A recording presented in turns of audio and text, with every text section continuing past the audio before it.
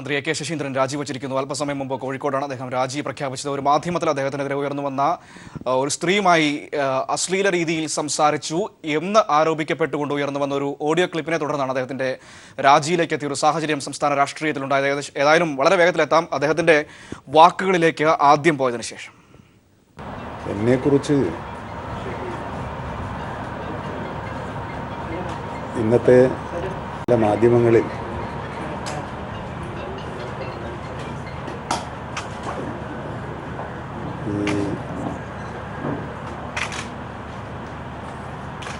എന്നെ ഒരു ആവശ്യത്തിന് സമീപിച്ച ഒരു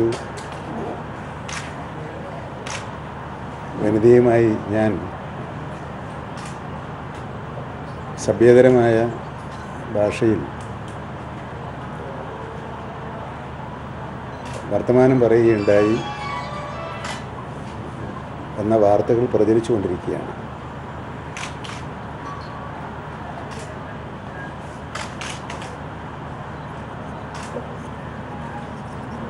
എൻ്റെ അറിവിൽ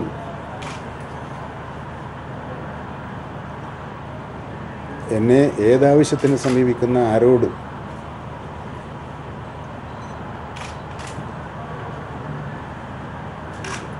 നല്ല നിലയിൽ മാത്രമാണ് പ്രതികരിച്ചിട്ടുള്ളത് എന്നാണ് എൻ്റെ പൂർണ്ണ വിശ്വാസം.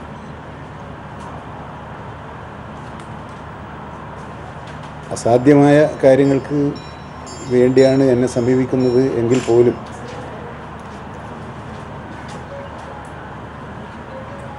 പരമാവധി നല്ല നിലയിൽ സംസാരിക്കാനാണ് ഞാൻ ശ്രമിച്ചു പോന്നിട്ടുള്ളത് ഇതുവരെയായി.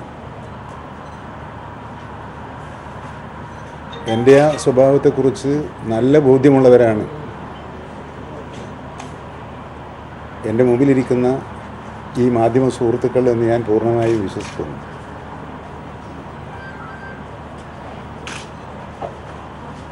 അതുകൊണ്ട് തന്നെ എൻ്റെ ഭാഗത്തു നിന്നും അങ്ങനെയൊരു വീഴ്ച സംഭവിച്ചിട്ടുള്ളതായി എനിക്ക് ഒരിക്കലും തോന്നിയിട്ടില്ല. ഞാൻ എന്തെങ്കിലും ഒരു തെറ്റ് ആരോടെങ്കിലും ചെയ്തതായി എനിക്ക് തോന്നിയിട്ടില്ല.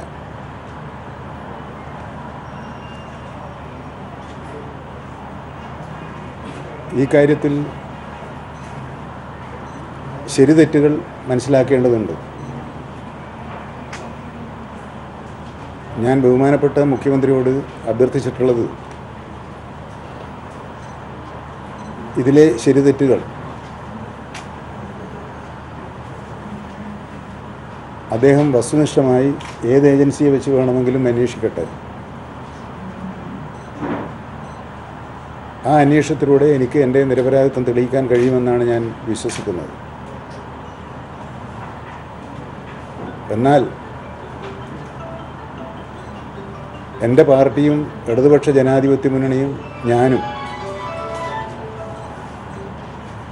നാളിതുവരെ ഉയർത്തിപ്പിടിച്ച ഒരു രാഷ്ട്രീയ ധാർമ്മികതയുണ്ട്.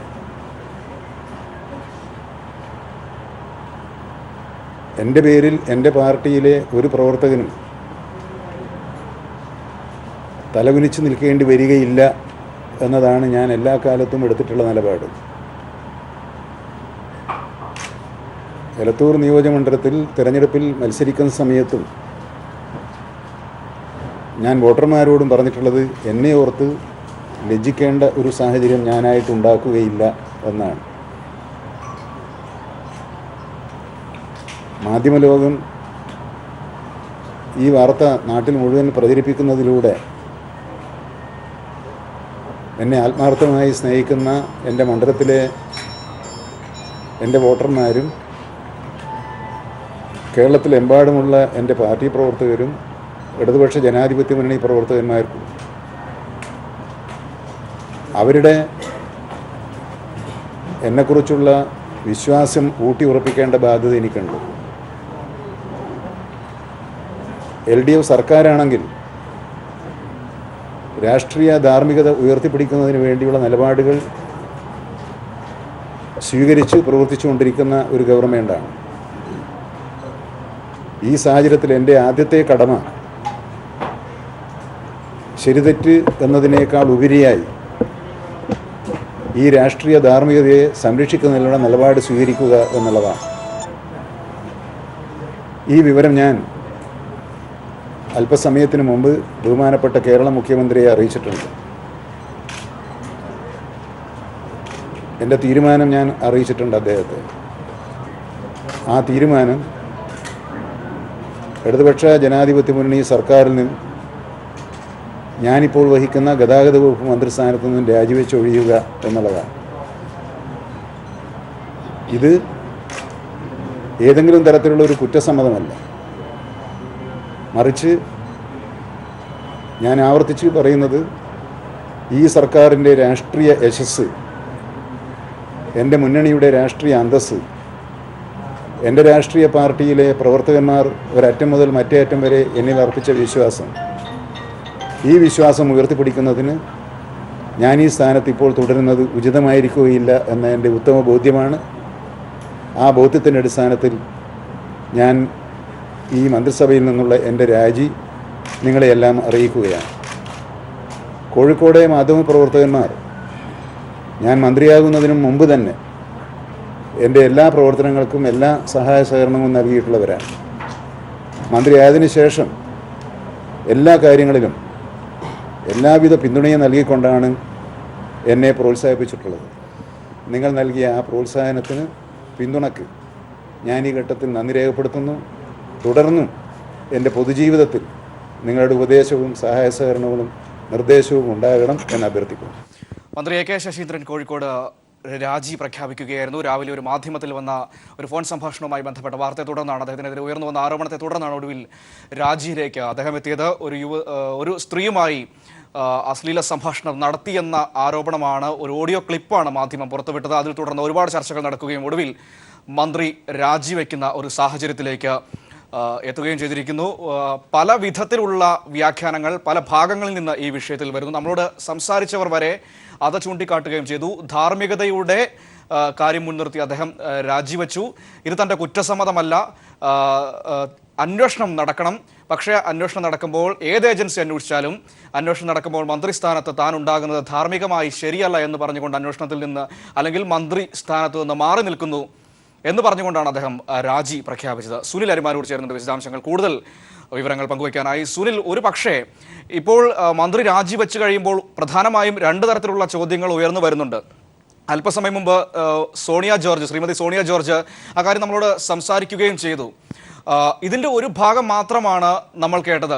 അപ്പോൾ നമ്മൾ ഒരിക്കൽ കൂടി ഉറപ്പ് പറയുന്നു, ആ ആക്ഷേപത്തിൻ്റെ ഗൗരവത്തെ നമ്മൾ ഒട്ടും കുറച്ച് കാണുന്നില്ല. അത് സത്യമാണെങ്കിൽ അദ്ദേഹത്തിന് അതിന് ശിക്ഷ ലഭിക്കുക തന്നെ വേണം. പക്ഷേ മറുവശത്ത് എന്ത് സംഭവിച്ചു എന്ന് വ്യക്തമായിട്ട് അറിയാൻ കഴിയുന്നില്ല. ഒരു പക്ഷേ ഇത്തരത്തിൽ സംസാരം വന്നാൽ അപ്പുറം നിൽക്കുന്നയാൾ കട്ട് ചെയ്ത് പോകേണ്ട ഒരു സാഹചര്യം ഉണ്ടാകും, അല്ലെങ്കിൽ അവർ ദേഷ്യപ്പെടും. അതല്ല, ഇനി റെക്കോർഡ് ചെയ്ത് വയ്ക്കാനാണെങ്കിൽ അവർ എന്തെങ്കിലും സംസാരിക്കാനുള്ള സാധ്യതയുണ്ട്. പക്ഷേ ഇതൊന്നും വെളിവായിട്ടില്ല എന്ന ആരോപണം ഒരു വശത്ത് കൂടി വരുന്നുണ്ട് മന്ത്രി രാജി പ്രഖ്യാപിച്ച സാഹചര്യത്തിൽ കൂടി. തീർച്ചയായും ഈ വാർത്തയുമായി ബന്ധപ്പെട്ട്, അതായത് ഏകദേശം 8 മിനിറ്റിലധികം നീണ്ടു നിൽക്കുന്ന ശബ്ദ ശലകങ്ങൾ, അതിനകത്ത് ആ സംപ്രേഷണം കൂട്ടിച്ചേർത്തുകൊണ്ട് ആണ് ഇന്ന് ആ മാധ്യമം ഈ വാർത്ത പുറത്തുവിടുന്നത്. അതായത് മന്ത്രിയെ കാണാൻ പരാതിയുമായി എത്തിയ ഒരു സ്ത്രീയോട് മന്ത്രി ലൈംഗിക ചുവയിൽ സംസാരിക്കുന്നു എന്നാണ് അതിനകത്ത് ആ സംഭാഷണത്തിൽ നിന്ന് മനസ്സിലാക്കാൻ സാധിക്കുന്നത്. പക്ഷേ ഇതിനകത്ത് നേരത്തെ സോണിയ പറഞ്ഞതുപോലെ, അല്ലെങ്കിൽ ഇപ്പോൾ മൊത്തത്തിൽ രാഷ്ട്രീയ കേരളത്തിനകത്ത് സമൂഹ മാധ്യമങ്ങളിലടക്കം ചർച്ച ചെയ്യുന്ന ഒരു പ്രധാനപ്പെട്ട കാര്യമെന്ന് പറയുന്നത് ഈ ശബ്ദ സംപ്രേഷണത്തിൻ്റെ മറ്റൊരു വശമുണ്ട്. അതായത് ഇതിൽ മറുപടി, അതായത് ഒരു സൈഡിൽ നിന്നുകൊണ്ട് മാത്രം ഒരാൾ സംസാരിക്കുന്നു, മറ്റേ സൈഡിൽ ആരും അത് കേൾക്കുന്നില്ല, അല്ലെങ്കിൽ അതിനൊരു റിയാക്ഷൻ ഇല്ല എന്നുള്ള തരത്തിൽ ഉള്ള ഒരു കാര്യത്തിനാണ് ഉത്തരം വരേണ്ടത്. അതുതന്നെയാണ് മന്ത്രി രാജി പ്രഖ്യാപിച്ചപ്പോഴും അത്തരം കാര്യം പറഞ്ഞത്.